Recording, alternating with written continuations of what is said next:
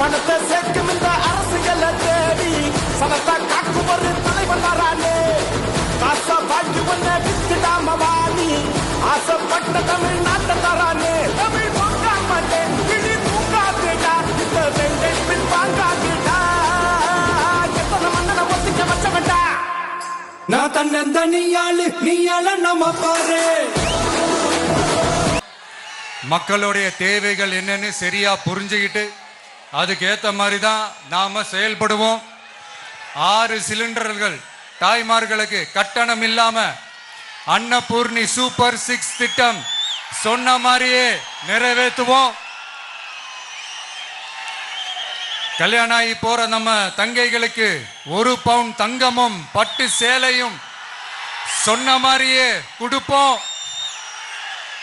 60 வயசு வரைக்கும் இருக்கிற குடும்ப தலைவிகளுக்கு மாதந்தோறும் 2500 சொன்ன மாதிரியே கொடுப்போம். என்னுடைய அம்மா, அக்கா, தங்கைகள் எல்லாருமே தமிழ்நாட்டில் எந்த மூலையிலிருந்து எங்க வேணாலும், தமிழ்நாட்டுக்குள்ள எந்த பஸ்ல வேணாலும் ஃப்ரீயா சொன்ன மாதிரியே ஃப்ரீயா போகலாம். கல்வி, ரேஷன், மருத்துவம், குடிநீர், சாலை வசதி, பஸ் போக்குவரத்து, இந்த மாதிரி அடிப்படை விஷயங்கள்ல தான் எங்களுடைய முதல் கவனம் இருக்கும். நான் ஏற்கனவே சொன்னது மாதிரி நிறைய கவர்மெண்ட் ஸ்கூல்ல இந்த டாய்லெட் வசதிகள்லாம் சரியா இல்லை, அதை சரிப்படுத்தணும்னு சொன்னோம். உடனே இதெல்லாம் ஒரு பெரிய விஷயமா அப்படின்ட்டு சில அறிவாளிங்க கேட்டாங்க. அந்த அடிப்படை வசதிகள் இல்லாததுனால தான் ஒரு 12th ஸ்டாண்டர்ட் படிக்கிற பொண்ணு ஒரு அவசரத்துக்கு ஒரு காட்டு பக்கம் ஒதுங்கினாங்க. என்னாச்சு? இந்த உலகத்தை விட்டே போயிட்டாங்க. அதுக்கு என்ன காரணம்? இந்த மாதிரி அடிப்படை வசதிகள் இல்லாததான் காரணம். அதனால் என்னுடைய தாய்மார்களே, உங்களுக்கு பாதுகாப்பு இல்லாத இந்த அடிப்படை வசதிகள் கூட செஞ்சு கொடுக்காத இந்த தீய சக்தி திமுக அரசை என்ன பண்ணலாம்? தூக்கி வீசி அறிவோமா? எதுக்கு இப்ப அங்க இங்க சுத்திக்கிட்டு நம்ம ஊருக்கே வருவோம், நம்ம திருச்சிக்கே வருவோம். இங்க ஒரு மந்திரி இருக்கிறாரு, நகராட்சி துறையில வேலை வாங்கி தரதா சொல்லி கோடிக்கணக்கான பணத்தை லஞ்சமா வாங்கிக்கிட்டு தகுதியானவங்களுக்கு எல்லாம் வேலை வாய்ப்பு கிடைக்காத அளவுக்கு பண்ணிருக்கிறாரு. இதெல்லாம் எவ்வளவு பெரிய ஒரு ஏமாத்து வேலை. அதனால நம்ம தம்பி தங்கைகளே, உங்களுக்கு இந்த வேலை வாய்ப்பை பறிச்ச இந்த ஸ்டாலின் சார் சர்க்காரை என்ன பண்ணலாம்? தூக்கி வீசி எறிவோமா? உங்களுக்கு இந்த பாதுகாப்பு இல்லாத, சட்டம் ஒழுங்கு சரியில்லாத இந்த தீய சக்தி திமுக அரசை என்ன பண்ணலாம்?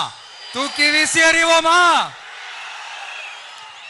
நகராட்சி துறையில மட்டுமே 1000 கோடிக்கு மேல ஊழல்னா அப்ப மற்ற துறையில எல்லாம் கொஞ்சம் கணக்கு போட்டு பாருங்க, தலையெல்லாம் சுத்தி போயிடும்.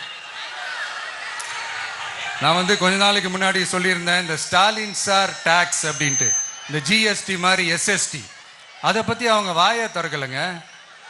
என்னமோ அவங்களே ஒத்துக்கிட்ட மாதிரி இருக்குது. ஆமா, இப்படி ஒரு டாக்ஸ் இருக்குது அப்படின்னு அவங்களே ஒத்துக்கிட்ட மாதிரி ஆயிடுச்சு. கல்லூரி பேராசிரியர்கள், கல்லூரி உதவி பேராசிரியர்களுக்கு அந்த போஸ்டிங்க்கு 2000 பேருக்கு மேல அந்த வேலை கொடுப்போம்னு சொன்னாங்க. கடைசியில் எத்தனை பேருக்கு கொடுத்தாங்க தெரியுமா? வெறும் 5 பேருக்கு. 2000 எங்க, இந்த 5 எங்க? அதனால இதெல்லாம் வெறும் அறிவிப்புகள் மட்டும்தான். இந்த மாதிரி லட்சக்கணக்கான காலி பணியிடங்களை நிரப்புவோம்னு சொன்னாங்க, அதுவும் என்ன ஆச்சுன்னு தெரியல.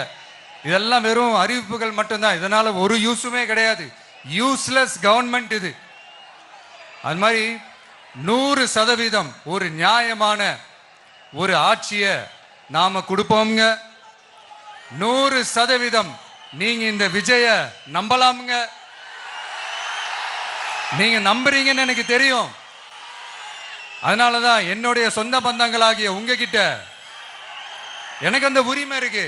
எனக்கு ஒரு வாய்ப்பு கொடுங்க, எனக்கு ஒரு சான்ஸ் கொடுங்கன்னு உங்ககிட்ட கேட்காம வேற யாருக்கிட்ட நான் கேட்பேன்? அதனால